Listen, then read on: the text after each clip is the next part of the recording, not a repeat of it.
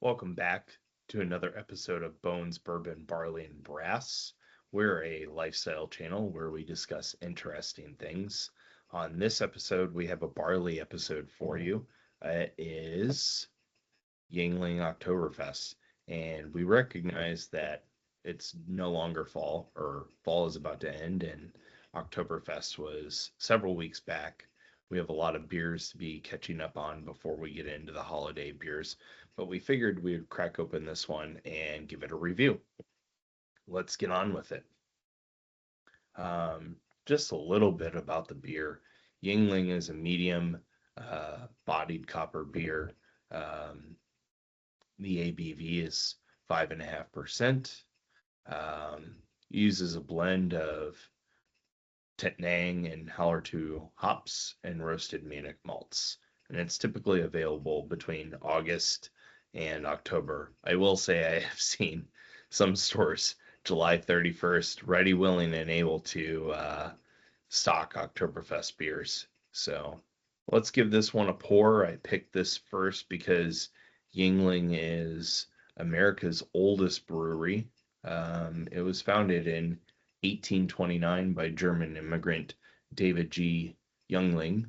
His name was anglicized to Yuengling. It was founded in Pottsville, Pennsylvania, and has been labeled as America's longest running brewery. Um, and I think the stipulation there is it's been continuously running. There's been no interruption. Um, Little fun fact, the brewery stayed afloat during Prohibition, making near beer and then also dairy products like ice cream. Let's do this. Let's give this a pour and get on with the review.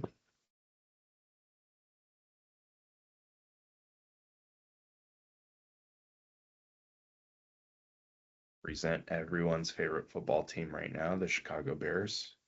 Sorry, Packers fans. You can put your grievances in the comments. All right.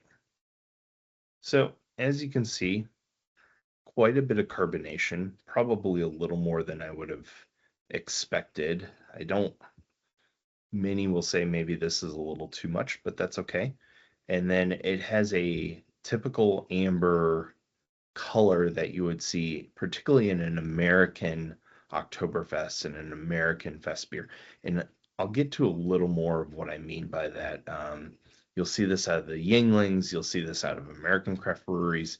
I've always said Sam Adams Oktoberfest is the American standard for Oktoberfest beers, and I'll explain why in that video. Um, let's go ahead and have a drink. Prost.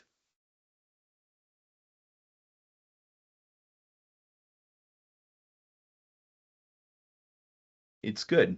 It You can certainly taste the maltiness. Has that Munich malts biscuity flavor, which is to be expected from an Oktoberfest. Um, has a hoppy finish, which is also to be expected. Um, it also has, and I'll get to this in subsequent videos, but I feel like breweries, when they make beers, they will make their flagship beer, and then they will make other beers um, in that brewery. And often those other beers seem to be akin to the flagship beer. They have similar tasting. One brewery I can think of is Shinerbach, Shiner Beer in Shiner, Texas. If you have any other beers outside of Shinerbach, which is their flagship beer, you'll notice this. Yuengling, I feel like, is much of the same. They exhibit this with their Oktoberfest beer. Um, Another comment about Yuengling is Yuengling for a while was only available in a few states. So Pennsylvania, Tennessee, Florida. I'm sure there was others. Feel free to comment in the comments below. Most recently, they came out this week and said, "Hey, we're coming to Wisconsin and Iowa." So exciting news for those folks.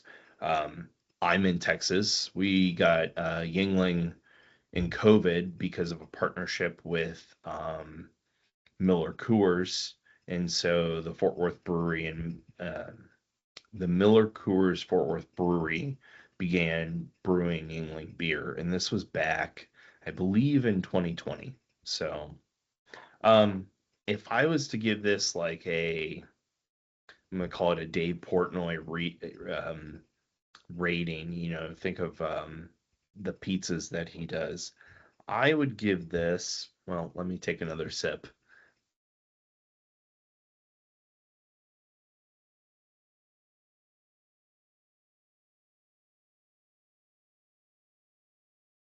Somewhere between a 7.9 and an 8.4. Um, and many of you in the comments may poo-poo the 7.9.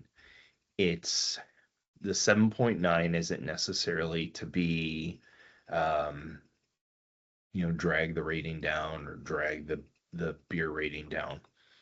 I just think to achieve a 9 or above is extremely difficult.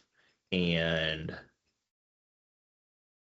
I know some beers in the Oktoberfest um, vertical or category that I would give a much higher rating to. That's not to say Yingling has done a bad job. I think this is a very good beer. Um, my wife and I had this at a friend's wedding, and and that was interesting because that was at a time where Yingling wasn't available in Texas, so it was a bit of a delicacy for us. So I think it's a I think it's a good beer. It's a good solid beer. Um, I would recommend any connoisseur to um, try it. I think like I said, it's a good, solid Oktoberfest beer. It's affordable. It's pretty easy to find, provided you're in the states that have it and distribute it. Um, so yeah, there you have it. Yingling Oktoberfest, easy breezy, um, easy breezy. Could say easy breezy, pumpkin squeezy. Anyways, it's a solid beer. I encourage you to try it. Um, we would also be remiss if we didn't uh, make a couple comments here at the end. Go ahead and like and subscribe. Um, that's how this channel will grow. Go ahead and comment as well. Um, yes, we know we need better camera equipment. That is coming. That's been part of what has held us back. And finally, I said, you know what, the hell with it. Let's get started. Because done is better than perfect at this point. And then lastly, let's thank our sponsor of this episode. That's Toro Land and Range Company.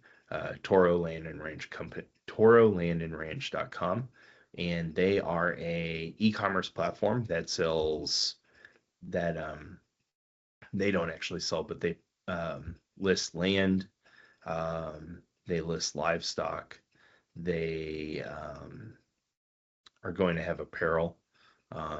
So special thanks to them for sponsoring this episode. And that's it. Until next time.